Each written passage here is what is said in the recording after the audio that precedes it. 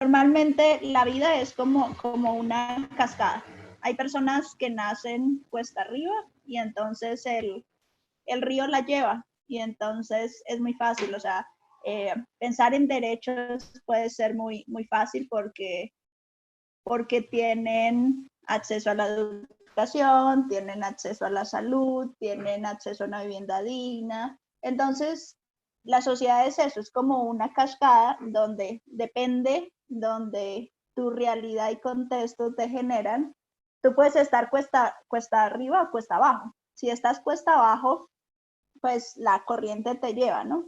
Si estás cuesta arriba, pues entonces van a haber cosas que van a ser muy complejas, como acceder a la educación, como acceder a servicios de calidad, como tener una vivienda, como tener una familia, como tener alimentos todos los días. Entonces, yo empiezo con esto porque a veces es complejo entender las vulnerabilidades. Las vulnerabilidades yo las entiendo en la medida en que pueda desarrollar la empatía y entender quiénes están cuesta arriba en una cascada. Y en una cascada puede que, dependiendo las circunstancias de vida de cada uno, puede saber en qué parte de la cascada está. Normalmente este es como un ejercicio de un taller que normalmente hacemos en un salón cuando no estaba el COVID. Y el tema era como ubicarnos dentro de esta cascada. Entonces yo quiero que ustedes mentalmente y por cuestiones de tiempo, pues puedan, les voy a pedir un favor que por favor silencien su micrófono para que nos podamos escuchar. Entonces, que ustedes mentalmente se ubiquen en esta cascada y piensen eh, qué tan fácil ha sido la vida. O sea, han tenido que pensar, tengo derecho a la educación, tengo derecho a una identidad, tengo derecho a una nacionalidad, tengo derecho a vivir en este país, tengo derecho a una vivienda. Bueno, cada uno se lo contesta, pero es una reflexión importante para entender la vulnerabilidad. Y esto es tan simple como esta gráfica. Tenemos todos de acuerdo a nuestras experiencias, a qué estudiamos, dónde estudiamos, cómo está compuesta nuestra familia, pues tenemos una serie de creencias y existe una realidad que puede ser conocida o desconocida, ¿no? Por ejemplo, si hablamos de personas en situación en privación de libertad, pues si uno nunca ha ido a una cárcel, no tiene una idea de cómo es una cárcel. Si uno ha trabajado en cárceles y ha ido a las diferentes cárceles, pues entonces puede entender de qué va lograr entender la realidad cuando cuando estoy trabajando con población en esta situación. Igual pasa con los migrantes. Yo puedo conocer muchos migrantes, pero puede que nunca haya, por ejemplo, visto la ruta del migrante, que es una ruta que hacen hacia México, y poder entender qué vive un migrante y cómo es esta migración irregular y cómo se genera, ¿no? Entonces, todos tenemos una serie de creencias que están dados por el colegio donde estuvimos, por nuestra familia, por el contexto en el que estamos. Entonces, todos tenemos una serie de creencias respecto de muchas cosas, ¿no? También de las personas en situación de vulnerabilidad, pero podría ser de muchas cosas. Y entonces a mí me gusta decir que la justicia, por lo que yo me dediqué a este tema, es porque la justicia es como una serie de barrotes. Entonces, dependiendo cuántos barrotes uno encuentre, está ligada a la justicia. Hay un ejercicio que a mí me gusta hacer mucho y sobre todo cuando son grupos mixtos, si estuviéramos en un salón de clases, el ejercicio sería como de un paso al frente, ¿quién le ha pasado tal cosa? Y es muy curioso porque, por ejemplo, uno dice, de un paso al frente quien se ha sentido acosada, y entonces todas las mujeres en algún momento de sus vidas, caminando por una calle o en algún contexto, se han sentido acosadas. Y esto tiene que ver con estas barras que cuando hablamos de justicia, pues también están presentes, porque es que el sistema de justicia, aunque tiene una serie de principios, pilares, valores que deberían trascender, pues al final somos personas en estos procesos de justicia. Y entonces cada barrote es una barrera de acceso, ¿no? Entonces, yo puse aquí las con las que normalmente me topo, pero por ejemplo, una es el sexismo. Pues la historia nos mostrará hasta qué año, dependiendo del país donde estés, las mujeres pudimos acceder a estudiar derecho, acceder a ser juezas, acceder a ser magistradas, acceder a ser juezas de un tribunal de alto impacto. Entonces, hay un tema de sexismo, ¿no? O sea, hay un tema también de xenofobia. Normalmente en un sistema de justicia que no establece y no hace valer sus valores, pues hay una diferencia muy marcada respecto de quién recibe acceso al servicio. Hay un tema de acceso, porque alguien decía, mi colega de NERAC dice que uno tiene que ser víctima de día, de lunes a viernes, no más de las 9 de la noche, y bueno, y que los servicios estén abiertos, ¿no? Porque si pasa después de esa hora, normalmente puede ser que tu caso se ha llevado de otra manera y no en los marcos generales. Y hay un tema de acceso que tiene que ver con que las víctimas, pues además de querer acceder a esto, pues también tienen que tener el tiempo para poder hacer los procedimientos, y esto implica tener recursos, y a veces no se nos va esa parte de que también hay si estas necesidades básicas de las víctimas no están puestas, pues vamos a ver que las personas que acceden más a la justicia, en el sistema de justicia que tenemos, pues tiene que ver con una relación también de clase, ¿no? De qué tanto recurso económico tengo para poder llegar a acceder. Hay un tema de racismo, y esto no lo voy a entrar porque ustedes son guatemaltecos y ustedes entienden los racismos estructurales. Si no, creo que la sentencia por genocidio tiene un montón de peritajes excelentes a leerse de personas que han estudiado el racismo y han mostrado cómo nos comimos el racismo desde que nacimos, ¿no? Un tema de inaccesibilidad, nos lo preguntamos bien poco. De inaccesibilidad, a veces nos lo preguntamos en lo físico, ¿no? En que la persona pueda entrar, si es usuaria de silla de ruedas, si es una persona de tercera edad con movilidad reducida, que por lo menos... Pero a veces no pensamos, por ejemplo, que hay personas que tienen una discapacidad auditiva, o hay personas que tienen una discapacidad psicosocial o intelectual, y entonces van a necesitar que medien los procesos. O que, por ejemplo, darle una notificación en papel a alguien con discapacidad visual, pues no tiene mucho sentido. O que, por ejemplo, pedirle a alguien que pague por sí misma procesos probatorios, pues no, en una condición de pobreza o de miseria, pues no es accesible. Cuando ustedes piensan en un caso, y miren y analicen un caso, yo los invito a que se acuerden de esta diapositiva. Y es, en cada caso, una víctima va a estar frente a diferentes obstáculos. Y hay un ejercicio, hay un estudio que muestra que hoy en día, 2020, personas con tez blanca y personas con tez oscura, por lo menos en Estados Unidos, ganan diferente. Entonces, en teoría, no estamos en la era de la esclavitud y no hay un racismo puesto sobre la mesa, pero estamos viendo políticas xenofóbicas, homofóbicas, racistas y clasistas y otros.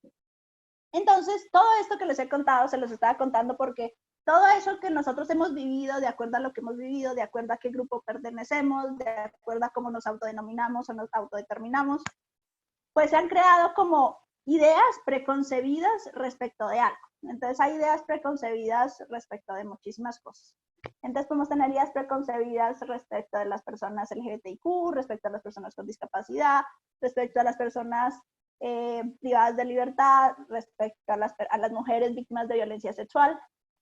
El tema es que el prejuicio, pues además de que crea un estereotipo, pues normalmente, si yo a ustedes les digo, el cielo es negro, y ustedes me dicen, bueno, sí, el cielo es negro, y yo termino convenciendo a todos de que ahorita el cielo es negro, pues entonces, esa idea que no es real, ¿se acuerdan de la primera diapositiva, lo que yo creo y lo que es verdad? Esa idea de que no es verdad en este momento el cielo no es negro, pues terminamos 40 y más o menos 50 personas diciendo que el cielo es negro. ¿Y por qué lo estamos diciendo? Porque estamos avalando esa idea, porque quizá ustedes están pensando, no, el cielo no es negro, pero no le voy a decir nada a Patricia, porque ¿para qué me voy a poner a pelear con Patricia? Mejor que el cielo siga siendo negro. Entonces, un ejemplo tan tonto como el que estoy poniendo, lo que hace es que el prejuicio no existe en solitario. O sea, si yo digo el cielo es negro y ustedes me dicen, no. Y yo tengo un ejemplo con mis colegas, yo estoy con un grupo muy masculino en la universidad, y entonces ellos hace 10 años decían chistes homofóbicos, chistes sexistas, cosas como mujer al volante, un peligro constante, y cosas así, o sea, y eran frases que otros les avalaban, ¿no? Hoy en día nos sentamos en una reunión y alguien hace un chiste de esos y ya no hay ese concepto, no hay ese aval social, y como no hay ese aval social, entonces la persona que lo hace, pues además de que se siente fuera del lugar porque no viene al tema, pues además ha aprendido a cómo ese prejuicio que él tiene que estructurarlo porque socialmente pues ha cambiado. Para poder entender el tema que me interesa, que no sé cómo se hace acá, o sea, hay alguien esperando, disculpen, lo voy a dar acá, no sé si está bien o no, pero vamos a ver un video que se llama Interseccionalidad. Este video está hecho en no sé cómo me sale. Está hecho en el contexto colombiano, en el contexto de la interseccionalidad,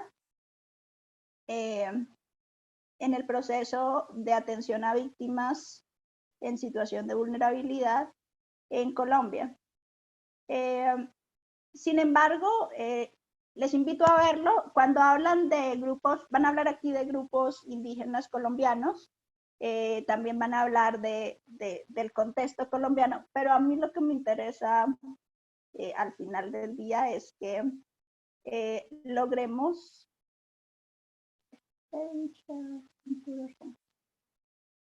Ok, me dicen si lo pueden escuchar, por favor. Hola, mi nombre es María. Soy profesional del PAPSIVI, del Ministerio de Salud y Protección Social, implementado por las Direcciones Territoriales de Salud. Desde este programa, buscamos aportar a la reparación integral de las víctimas al implementar las medidas de rehabilitación incluidas en el marco de la Ley de Víctimas y Restitución de Tierras. Desde el PAPSIVI estamos implementando la estrategia de atención psicosocial, teniendo en cuenta que los hechos violentos afectan las creencias, emociones, proyectos y relaciones de las víctimas. Para brindar esta atención, todos los servidores debemos tener un enfoque diferencial, es decir, comprender las diferentes necesidades psicosociales de los grupos expuestos a mayor riesgo, como mujeres, jóvenes, niños, niñas y adolescentes, personas adultas mayores y personas con discapacidad, al igual que grupos étnicos y personas con identidades de género y orientaciones sexuales no hegemónicas. Además, para comprender de una manera integral los procesos de atención dirigidos a las víctimas, debemos considerar la interseccionalidad.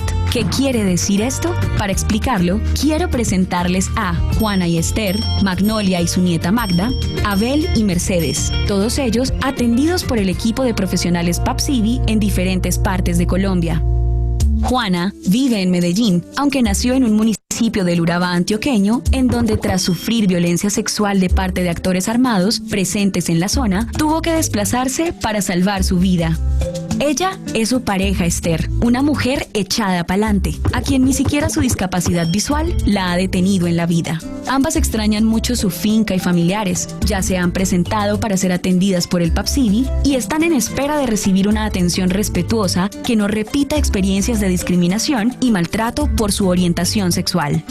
También les presento a Magda, tiene 13 años, vive con Magnolia, su abuela Paparuñí, y en su compañía. Su abuela Paparuñí siempre le cuenta que los gitanos eran un pueblo que viajaba de un lugar a otro, visitando a las demás compañí por todo el país, pero le explica también que hoy ya no pueden hacerlo porque la violencia y el conflicto del país se los impide, resquebrajando sus lazos culturales, económicos, sociales y familiares. Magnolia y Magda empezarán el proceso de atención. Quieren que conozcan más acerca de ellas, de su identidad, del plan del buen largo camino que tienen como pueblo rom, como un pueblo sobreviviente que vive el aquí y el ahora, y para quienes los lazos comunitarios y las costumbres son la columna vertebral de sus vidas. Finalmente, les presento a Mercedes y Abel, una pareja de esposos que vive en San Basilio de Palenque, a tan solo 2 horas de Cartagena. Seguramente han escuchado hablar acerca de su batalla como primer pueblo africano libre. ¿Sabías que incluso hasta hoy han tenido que ser una comunidad que lucha para defenderse? Resulta que el lugar donde viven está de paso en el transitar de muchos actores armados que han violentado este pueblo y su tranquilidad. A estos esposos se le llevaron reclutado a su hijo cuando apenas tenía 12 años y no volvieron a saber de él. Esto ha sido una gran tristeza. Por eso, ellos siguen exigiendo que esta guerra se acabe para tener a su familia reunida de nuevo y poder conservar su tierra y sus tradiciones, que son la base de su vida. Juana y Esther, Magnolia y su nieta Magda, Abel y Mercedes nos ayudan a entender lo que es la interseccionalidad, es decir, el hecho que una persona, de forma simultánea, pueda tener características o identidades que, para el efecto de la atención integral y con enfoque de derechos, consideramos diferenciales. ¿Y por qué es esencial tener presente esto? Porque un enfoque diferencial hace que podamos promover la igualdad desde la diversidad. Así es que para ello se deben tener en cuenta las particularidades de las personas, de su entorno, su historia y creencias, así como de las situaciones que atravesaron, garantizando de esta forma la equidad y la no discriminación. Por esto, estoy comprometida con el fortalecimiento de los recursos y el reconocimiento de la diversidad de las víctimas del conflicto armado, a quienes apoyo en su proceso de rehabilitación psicosocial como parte de la... Bueno, el objetivo de ver este video era que entendiéramos la interseccionalidad. Este es un proceso de atención a víctimas en Colombia, pero básicamente el modelo de atención integral que está implementando el instituto se genera dentro de uno de los pilares o enfoques que es la interseccionalidad. Ahora la pregunta, para quien quiera responderla, es, bueno, ¿han tenido experiencia a nivel jurídico de llevar casos de personas en situación de vulnerabilidad con un enfoque diferenciado? Sí, buena tarde. Buenas tardes. Sí, en lo particular he tenido la oportunidad de poder servir a grupos que generalmente son vulnerables, ¿no? Como LGTB, y personas, ¿cómo se llama? En condiciones de exclusión por su condición o características indígenas, ¿verdad? Y la verdad es que es muy reconfortante y sí se le debe dar un enfoque especial porque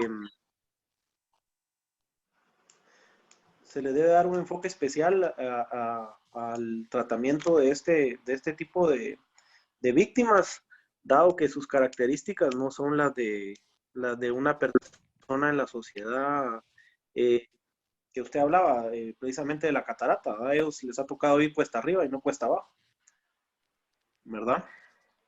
Únicamente. Muchas gracias. Bueno, hay dos colegas también que contestaron que sí han tenido la posibilidad. Tenemos 20 minutos y quiero como dejar como cosas, se supone que iba a ser más participativo, pero vamos un poco tarde con el tiempo, entonces vamos a continuar con la presentación. Igual la presentación les va a quedar, entonces lo que no logremos ver, pues la invitación es a que lo puedan ver, leer. Igual pues hay una bibliografía dentro de la que les recomiendo revisar. Bueno, entonces estábamos en la interseccionalidad. Y entonces el tema hoy es que, bueno, ya sabemos qué creencias tenemos, entonces el tema es que por un ratico, 40 minutos menos que nos quedan, de esta sesión, podamos ponernos mirar desde otra perspectiva. Entonces, básicamente, bueno, ustedes todos saben que es un modelo paradigma, no voy a entrar en eso, pero básicamente todos tenemos modelos o paradigmas de cómo funciona el mundo, ¿no? Entonces, estos modelos han marcado, por ejemplo, a las personas con discapacidad desde un modelo tradicional donde la discapacidad pues era una prueba de Dios, un castigo, y es más, si ustedes hoy en día, hace poco se hizo un estudio, le preguntan a las personas con discapacidad, la mayoría han pasado una serie de rituales porque quieren curarlas, ¿no? O sea, el objetivo último es curarlas. Después tenemos, yo me disculpo, sé que no soy la autorizada para hacer eso, pero es que para que puedan ver la pantalla. En el modelo, después de la Segunda Guerra Mundial, entonces ya se cambió ese modelo tradicional, donde era un castigo, a un modelo netamente biológico. Entonces, te vamos a curar. O sea, si no puedes caminar, tienes que caminar. Si no puedes oír, tienes que oír. Si no puedes, si sos una persona con una discapacidad múltiple, pues tienes que superar. O sea, es un tema basado en el médico y en encontrar una cura y eliminar, en el tema de eliminar cualquier tipo de discapacidad.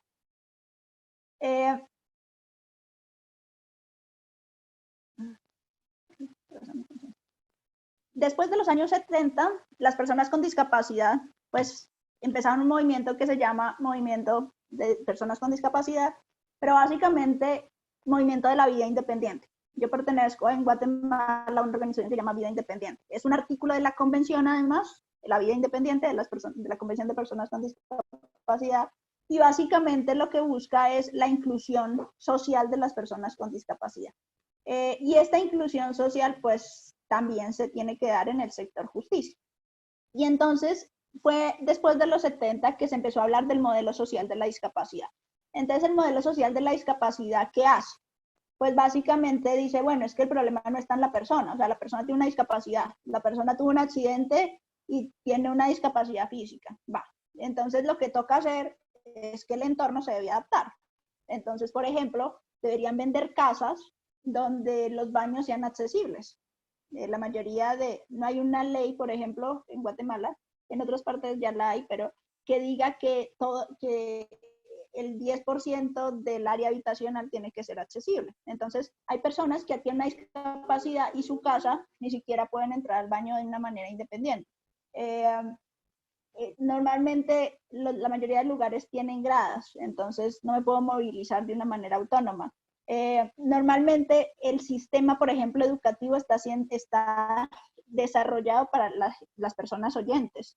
Es más, esta misma presentación como yo la hice es inaccesible para una persona con discapacidad visual, porque no tiene no está en un formato accesible para una persona con discapacidad. Me tocaría explicar las gráficas que hay y la lectura que hay, pero en principio yo debería haber puesto un audible para que la persona con discapacidad pues pudiera saber de qué va lo que yo estoy exponiendo.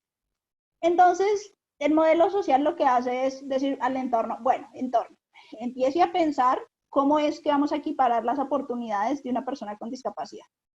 Y entonces, básicamente se cambió de un enfoque médico donde se miraba la patología a mirar la patología social. Entonces, en el modelo social lo que miramos o lo que se analiza es la patología de la sociedad. Cómo la sociedad no comprende o genera barreras y barreras y obstáculos para que las personas no puedan acceder a sus derechos. Entonces, en el modelo médico lo que hacíamos era curarlos, tratar de eliminar cualquier, entre comillas, no me gusta la palabra, cualquier anormalidad y volver a la gente al estado de la normalidad. O sea, estandarizamos a todos. Todos tienen que estar saludables, todos tienen que tener la misma movilidad física, todos tienen que escuchar, todos tienen que ver. Y entonces, en el enfoque social lo que se hizo o lo que se peleó por mucho tiempo es vamos a quitar estas barreras físicas, estas barreras sociales, estas barreras económicas, y las personas con discapacidad, pues que están en la cascada que pusimos al principio, están cuesta arriba, pues tienen que generarse una equiparación de derechos.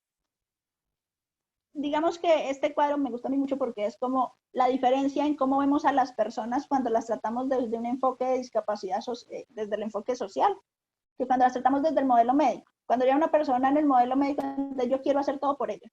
No. Entonces, cuando hay una persona en el modelo social, yo le pregunto qué necesita. La mayoría de personas con discapacidad pueden tener una vida independiente. Y entonces hago que la persona participe en las tomas de decisiones. Por el tiempo, el día de hoy, yo no voy a poder hablar de capacidad jurídica, pero capacidad jurídica respecto de la Convención de Personas con Discapacidad, a diferencia de lo que todos los abogados nos enseñan, el tema de interdicción y curatelas, desde el 2008 Guatemala es parte de la Convención de Personas con Discapacidad. Entonces, en teoría, las personas con discapacidad intelectual y discapacidad psicosocial tienen una capacidad plena que debe ser ejercida. Guatemala tiene varias denuncias ante el sistema internacional y nacional por no haber armonizado algo que firmó hace más de 10 años, y pues porque hoy en día se siguen llevando estos procesos de interdicción y pues porque además la legislación pues no está armonizada. Pero bueno, ese es un tema que si a alguien les interesa, me pueden contactar. Hay un montón de autores que escriben y Latinoamérica, la mayoría de países están armonizando, ya tienen leyes de capacidad jurídica para personas con discapacidad intelectual, psicosocial y bueno, y han sido un éxito. Y bueno, y aquí las políticas que se están haciendo, por ejemplo, la política de atención del Ministerio Público ya tiene una parte de cómo hacer efectiva la capacidad jurídica y aplicar la convención. Bueno, esto se los voy a dejar para que lo lean, pero bueno, básicamente el objetivo es que se entienda. Voy a mirar el chat porque no sé si es una pregunta o si alguien puede, o es un comentario.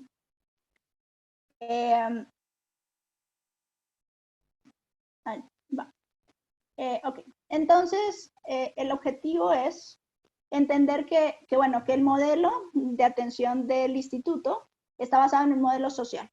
En un modelo social, entonces yo entiendo que mi servicio se tiene que adaptar a las necesidades de las personas con discapacidad. Entonces, aquí hay un ejemplo de una escuelita, ¿no? Tienes un montón de escalones y aquí tienes una rampa. Y bueno, y también para la accesibilidad hay normas. Entonces, hay toda una normativa de diseño universal para crear rampas, porque también otra cosa que hacemos mucho en muchos lugares del mundo es crear, por ejemplo, rampas o procesos accesibles que no cumplen las normas estándares. Entonces, igual una persona con discapacidad no la puede usar porque no cumple con la ergonomía mínima para que la pueda usar de forma independiente. Algunos datos, yo les invito a que miren la encuesta del 2016 tiene datos que son escalofriantes, nivel de analfabetismo muy alto, eh, sobre todo niñas y niños que tenían discapacidades leves debido a la exclusión social, pues estas discapacidades se vuelven discapacidades múltiples y esto pues lo que hace es que pues tengan menos acceso a menos derechos. Les invito a que la lean, es un documento que tiene un montón de información de las personas con discapacidad, pero básicamente a mí me interesa algo y es el tema del lenguaje. Uno lee lisiados, retrasados mentales, personas especiales con capacidades especiales, discapacitado, la Constitución dice minusválido todavía.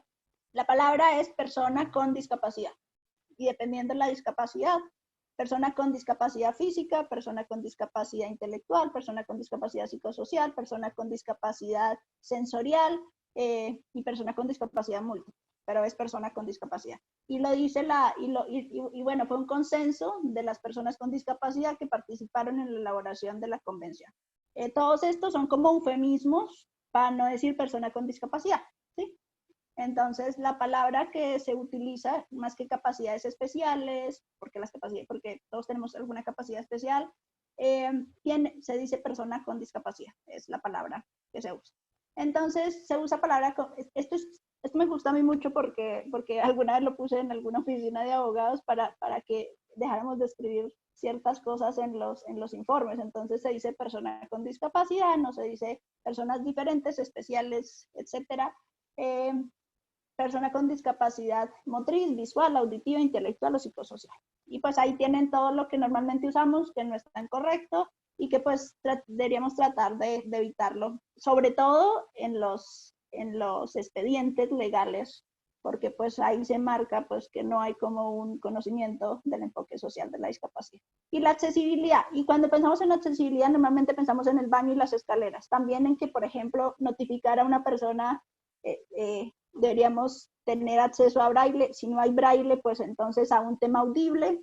Yo puedo, así como hago grabaciones de audio para comunicarme con mis amigos, pues puedo hacer un audio o un sistema audio para que pueda comunicarse. Las páginas de internet deben ser accesibles, debo tener un intérprete de lenguaje de señas certificado. Normalmente algo que aquí daña todos los procesos de personas con discapacidad es que ponemos de intérprete a un familiar, que normalmente después con el tiempo te das cuenta que es parte del grupo de agresores de la víctima. Entonces, esto pues como ustedes saben pues genera una nulidad en el proceso, entonces muchos de los procesos se caen porque el acervo probatorio pues ya venía con una dificultad. Entonces, la discapacidad pues básicamente entender el contexto, conocer el contexto y poder comprenderlo. Parece maratón, voy a correr, pero me interesa en este tema de personas LGBTIQ, más que entendamos que es una persona LGBTIQ, pues está bien, ustedes pueden googlearlo y les va a salir la definición, algunas definiciones más acertadas que otras, si van a ir, vayan a la CIDH, tienen las definiciones técnicas, porque a veces también encontramos, en la era de la información hay tanta información que no encontramos. Miriam, ¿quieres decir algo? Te escucho. Sí, buenas tardes, doctora. Sí, casi que me identifico con los dos temas, el de discapacidad, porque fíjese de que es cierto, no tienen ni espacios para que pueda pasar una silla de ruedas, algunos juzgados no tienen rampas, pero lo difícil es hasta la hora de concientizar, de tener conciencia a uno mismo, porque a nosotros hace un año nos pasó un accidente con mi papá y pues mi papá está en silla de ruedas y aún así él ha seguido, es abogado y él ha salido poco a poco adelante, pero fíjese de que a la hora de poder ir a llevar sus audiencias o algo así, nos trasladamos al juzgado de ejecución de Antigua en conflicto con la ley penal y lastimosamente en ese juzgado, las gradas, el espacio, hay gradas y el espacio para subir las gradas es así de reducido, es pequeñísimo. Mi papá no podía pasar la silla de ruedas. Lo tuvimos que subir con el auxiliar de audiencias y el policía. Él nos ayudó a subir a mi papá en la silla de ruedas. Y de la misma manera, para pasar al estrado o adelante a sentarse con la señora juez, ella tenía barandas y se abría el pedacito así extremadamente pequeñísimo. Mi papá no pudo pasar para allá. Entonces, realmente no atienden lo que la ley de capacidad establece, donde estipula que deben de crear espacios para las personas con discapacidad. Gracias. Muchas gracias, Miriam, por compartir. Sí, esto pasa bueno, y hay varias documentación. Hay un documento del colectivo independiente que se llama Una Guatemala Accesible es Posible, y es colegas del colectivo que fueron a tratar de entrar al elevador. No pueden entrar al elevador con la silla de ruedas porque no tiene lo mínimo. Bueno, y después el objetivo es que los carguen, y pues cargar a una persona es parte de meterse en su espacio íntimo y personal, y segundo, de un tema de capacitismo. Me quedan 15 minutos y voy a correr porque me interesa más que se aprendan las definiciones, que las pueden encontrar, ya saben dónde. Voy a correr porque me interesan dos temas de acá que se aplican también para personas mayores. Bueno, entonces, bueno, ya ustedes mejor que nadie saben cómo le dicen a una persona LGBTI aquí. Bueno, lo siguen diciendo. Es más, cuando queremos descalificar a alguien le decimos, he escuchado que, por ejemplo, si se están peleando en la calle, le dicen hueco al otro, y entonces creen que con eso ya pues es un insulto, ¿no? Se equipara a un insulto. Esto fue esto que les voy a mostrar, se lo preguntamos a servidores públicos hace unos años, y son los prejuicios que están cuando hay un servicio, ¿no? Entonces, esto se le preguntó, y entonces ellos decían lo siguiente: estamos creando en ese momento unos estándares de atención.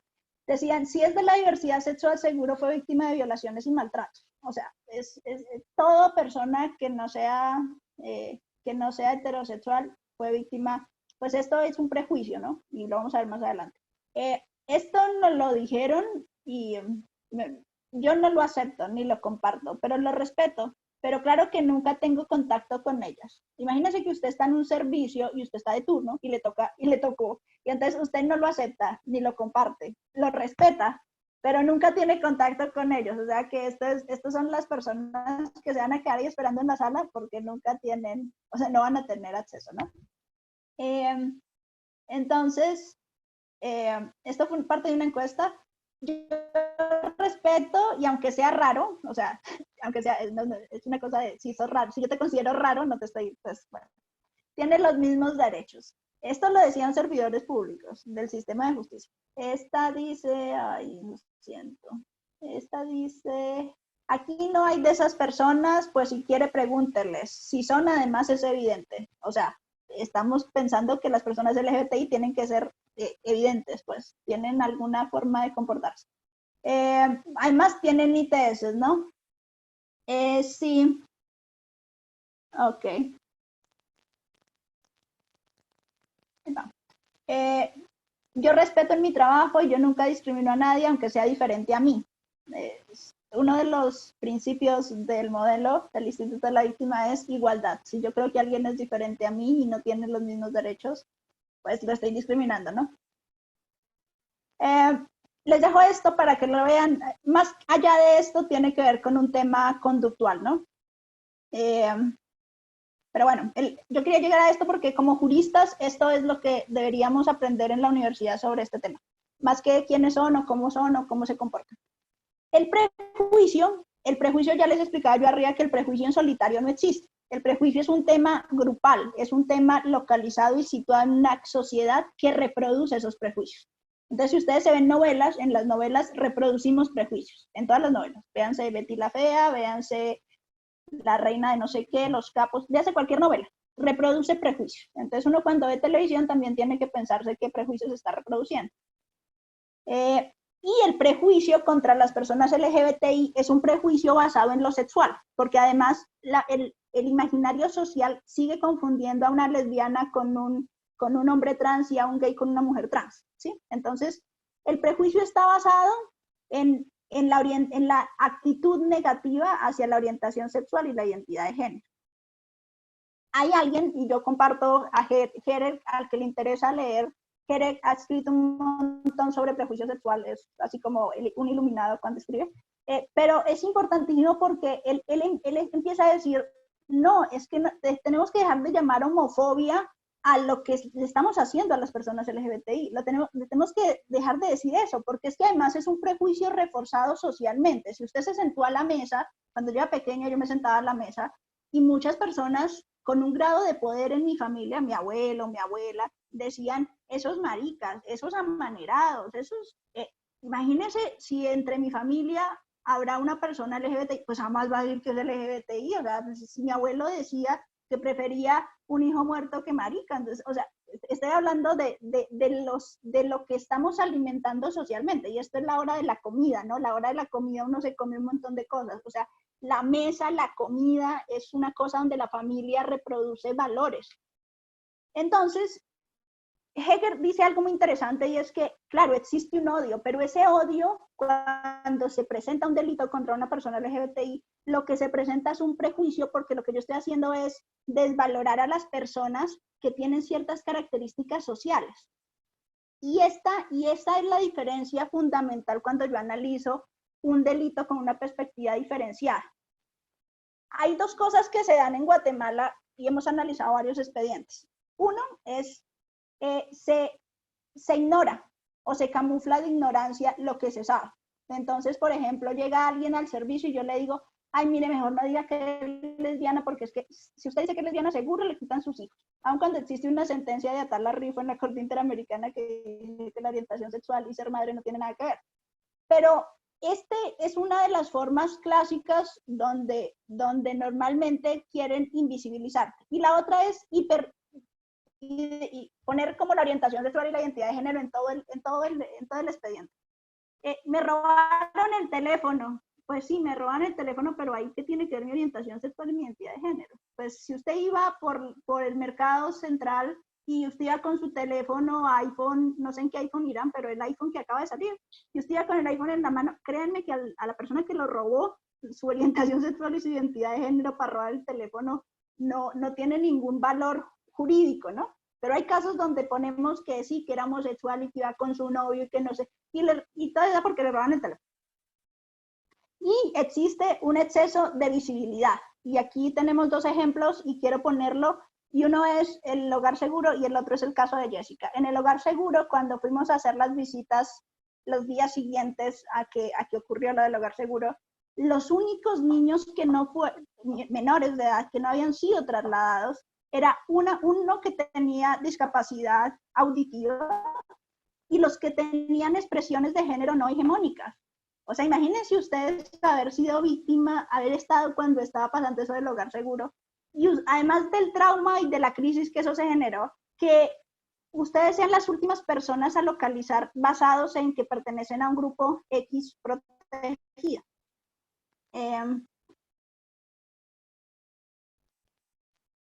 Entonces, ahí en ese caso se evidenció, ¿no? Lo registró la Agencia de Naciones Unidas, lo registraron las organizaciones, lo registró Disability Rights, porque en ese momento estamos con Disability Rights International haciendo un sondeo de cómo hasta para la víctima sacamos a todas las niñas y niños que están entre una categoría normal y los niños y niñas que estaban ahí, que seguían en el hogar, entre comillas, seguro, pues eran aquellos que pertenecían a estos grupos en situación de vulnerabilidad. Cuando yo habría, por sus, si tendría una atención diferenciada y especializada, debería haberlos relocalizado de una forma inmediata. Esto me interesa mucho, que entendamos que en los grupos en situación de vulnerabilidad se generan dos tipos de violencia. La violencia jerárquica, que es cuando yo quiero decir, yo soy superior y usted, o sea, si yo no tengo discapacidad, soy inferior que si tenés discapacidad, si yo soy heterosexual, soy superior que si sos de otro grupo, si yo soy Si yo soy joven, pues soy mejor que ser viejo, porque por lo menos voy a poder trabajar. Si yo soy nacional, soy mejor que si sos extranjero o migrante, y etcétera, ¿sí? Entonces, la violencia jerárquica, y hay un montón de autores que escriben sobre la violencia jerárquica, y esto sirve para analizar los casos de personas en situación de vulnerabilidad. Y la violencia excluyente es aquella donde yo quiero liquidar al otro, donde yo quiero que ni siquiera sea parte de esta sociedad, donde yo quiero, por ejemplo, algo que decían ahorita con el COVID, dejemos que se mueran todos los viejos porque son una carga.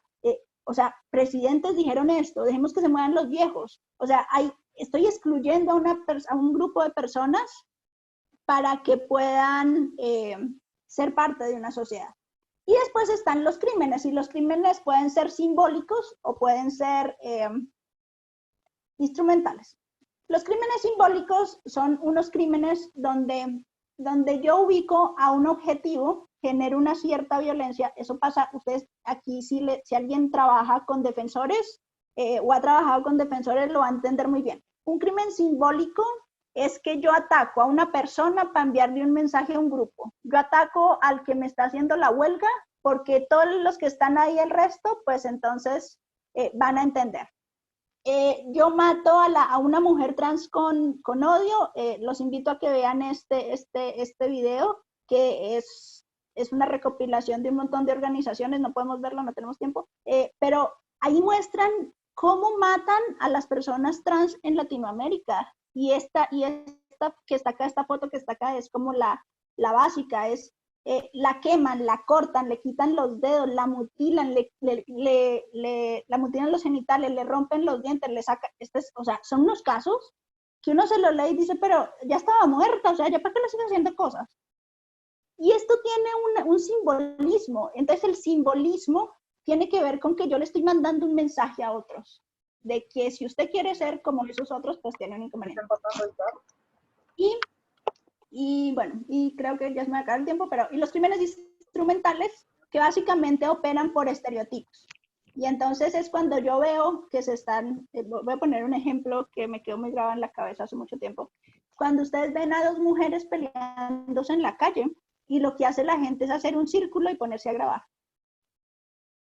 Eso ahí hay un estereotipo, o sea, ahí hay un tema de que está bien, hay un aval social de que dos mujeres estén haciendo pero en lugar de ayudar o de interceder, entonces lo que yo hago es volverme observador y mirarlo. Y en Estados Unidos este ejemplo es muy, muy típico.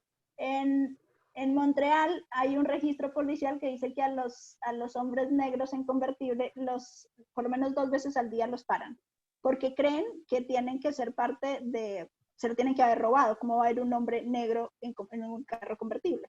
Y hay un montón de estudios sobre esto. Es un estereotipo, ¿no? Que las personas de color no puedan pertenecer a un estatus determinado. Entonces, yo los invito pues a que hagamos nuestra tarea de cambiar la forma como llevamos los casos. Yo sé que esto fue maratónico, les he hablado como de 10.000 cosas. Para los que les interesa la violencia jerárquica excluyente, con Placho escribimos un libro que se llama Violencia de las personas LGBTI en Guatemala, y tiene un montón de bibliografía latinoamericana y tiene ejemplos de estos tipos de violencia. Los invito a descargarlo en Placho, a leerlo. Ahí me queda agradecerles. Yo sé que, bueno, es muy poco tiempo, es muchísimo tema para hablar. Pero bueno, lo otro, si a alguien le interesa el tema o en algún momento tiene dudas o inquietudes, pues Rodolfo tiene mis datos, se me pueden contactar. Y bueno, y sobre todo decirles que el Instituto de la Víctima ustedes están en el lugar indicado en el momento indicado. Si ustedes logran hacer el cambio, hay muchas víctimas que ustedes les van a cambiar la vida. Y el derecho logra cambiar vidas. Y yo trabajé con Fito en la fundación y es que uno ve cómo el derecho sí tiene ese potencial. Nosotros podemos ser parte de ese cambio. Entonces, la invitación es a que en serio se pongan la camiseta del instituto. Yo sé que han estado en maratónicos días de capacitación. No sé si cuando empiecen el siguiente mes van a recordar todo lo que les estamos diciendo, pero lo que sí es que en serio, el instituto tiene el potencial de hacer el cambio. Me gustaría en unos años, en unos meses, poder que cuando yo dé una capacitación tenga un video que diga, el MAIBI hace tal cosa, tiene un enfoque diferenciado. O sea, que ya no tenga que presentar videos colombianos ni de otro país, de Guatemala. Guatemala puede hacer el cambio y creo que ustedes son seleccionados porque tienen las capacidades y las calidades para hacerlo. Yo les agradezco, yo sé que me pasé del tiempo, el tema es extenso, puedo hablar por horas, pero muchísimas gracias por el tiempo, la atención y sobre todo pues por ser parte de esta experiencia del Instituto de la Víctima. Muchas gracias. Gracias. Patricia, muchas gracias por tu tiempo y poder compartirnos, bueno, esa experiencia que tenés en el tema. Sin lugar a dudas, este tema tendrá que ser parte de la capacitación continua de los profesionales. Como yo se los mencionaba al inicio, la ley nos obliga a dar una atención especializada, diferenciada a las personas en situación de vulnerabilidad. Yo creo que una lectura obligatoria sería las 100 reglas de Brasilia. Es importante que podamos tener conocimiento de ese instrumento internacional donde aborda precisamente a las personas en situación de vulnerabilidad ante el sistema de justicia y los derechos que ahí están establecidos. Así que muchas gracias, Patricia, nuevamente. Esperamos tenerte muy pronto nuevamente por acá para que termines de abordar el tema. Ya sé que fue el tiempo muy corto para un tema tan extenso, pero bueno, de parte del Instituto de la Víctima te damos muchas gracias por tu participación. Muchas gracias a ustedes. Bueno, yo creo que hacemos un receso, una pausa, y a los compañeros abogados pues nos estaríamos viendo a las 2 de la tarde con el tema de querellante adhesivo en el proceso penal. Buen provecho, compañeros y compañeras. Buen provecho, Lick. Gracias. Provecho. Gracias. Gracias, licenciada. Adiós. Provecho.